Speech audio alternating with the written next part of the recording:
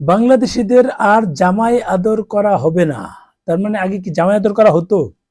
এতদিন কি সেটা করা হয়েছে? এখন বন্ধ করে দেওয়া হবে? কাদেরকে জামাই আদর করা হতো? আমরা তো কখনো জামাই আদর পাইনি। বিষয়টা কি দাঁড়াচ্ছে? যাই হোক, আমরা যারা এই মানে লিগ্যাল ভাবে ভিসা করে ভারত গিয়েছি, আমরা কখনো এই ধরনের পরিস্থিতিতে পড়িনি। আমরা যাদের ওখানে গিয়েছি তাদের এখানে ভালো মানে ফিডব্যাক পেয়েছি, রেসপেক্ট পেয়েছি ভালো। ওখানে সেটা আলাদা হিসাব। কিন্তু কাদেরকে বলা হয়েছে যে বাংলাদেশিদের আর জামাই আদর করা হবে না, এটা কাদের বিষয়ে বলা হয়েছে? বিষয়টা হচ্ছে এরকম যে যারা অবৈধভাবে ভারতে দীর্ঘদিন যাবত অবস্থান করে ভারতের অন্য ঔষধ বাসস্থান নষ্ট করছে, তাদের বিষয়ে বলা হয়েছে। তাদেরকে আর জামাই আদর করা হবে না। এদেরকে ধরো আগে মানে বিভিন্ন জায়গায় কি কি মানে ধরার কথা ছিল, বিভিন্ন জায়গায় রাখার কথা, সেটা না করে এখন যারা থাকো সবাইকে বর্ডারে পাঠিয়ে দাও, বিজেপির বিএসএফ এর হস্তান্তর করো, বিএসএফ সবকিছু যাচাই করে ফেরত দিয়ে দিবে। তাদের বিষয়ে আর কোনো ছাড় দেওয়ার সুযোগ নেই, এটা বলেছে। এটা নিয়ে বিভিন্নভাবে বলা হচ্ছে যে আমরা যারা ভিসা নিয়ে যাব আমাদের কি কি খুব বাজে ব্যবহার করবে। এটা তো আগেও যেমন ছিল এখনো তেমনই থাকবে।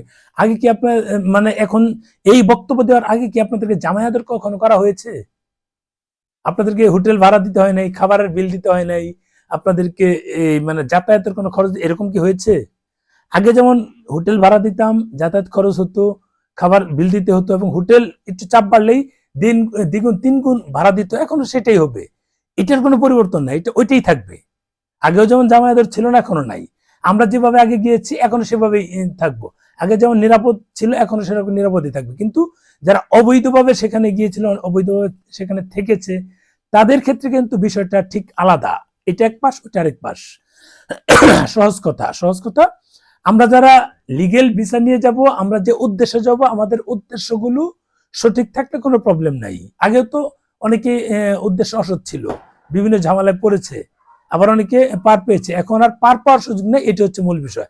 আমরা এটাই চাচ্ছি, আমরা যারা লিগেল যাতায়াত করি আমাদের যাতায়াতটা যেন স্মুথলি হয়। বর্ডারে যে আমাদেরকে আগে একটা বাজে ইমিগ্রেশন থেকে বাজে ভাবে সোজা কথা ইজি ভাবে তারা করতো, যদিও বেনাপোল এরকম পাইনি, অন্য অনেক স্থলবন্দর বা গেদি দেওয়া পাইনি, অন্য বিশেষ করে চেংরাবান্ধা দিয়ে পেতাম। ওখানকার ইমিগ্রেশন অফিসার ওই পাশের খুব বাজে, কথা বলা যেত না, বা একটাকে জিজ্ঞেস করা যায় কিচ্ছু না, মানে আমরা ষষ্ঠ শ্রেণীর নাগরিক এরকম ভাবে করতো।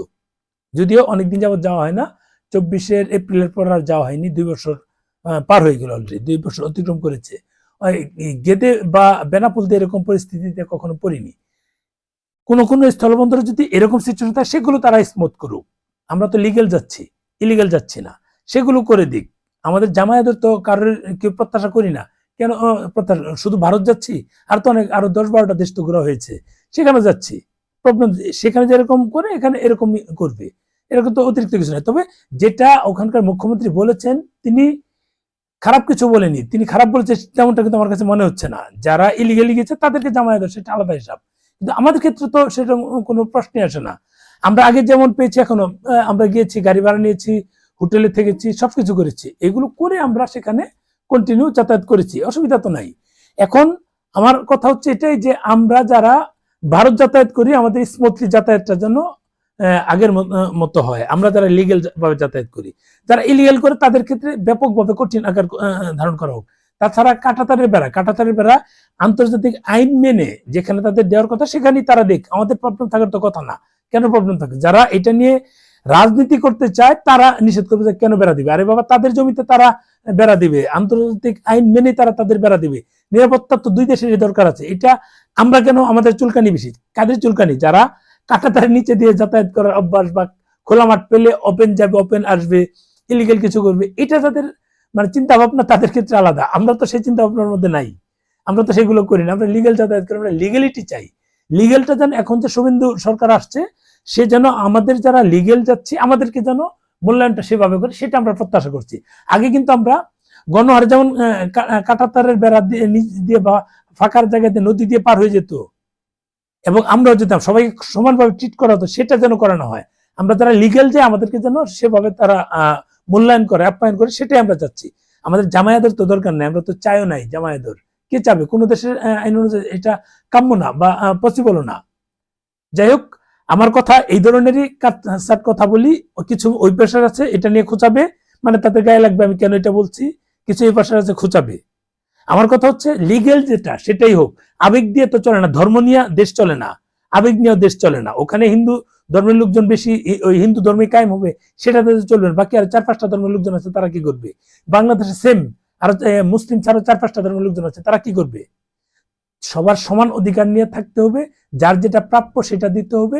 এই হচ্ছে নিয়ম। আমরা এটাই চাই। আমরা যারা মানে সম্প্রীতির কথা বলি, আমরা কিন্তু এটাই চাই। এই সম্প্রীতির কথাগুলি ধর্মান্ধ যারা আছে, ধর্ম বিরু যারা আছে, তাদের গায়ে লাগে। ওখানে হিন্দু সম্প্রদায়ের কিছু মানুষের লাগে, এখানে মুসলিম সম্প্রদায়ের কিছু মানুষের লাগে।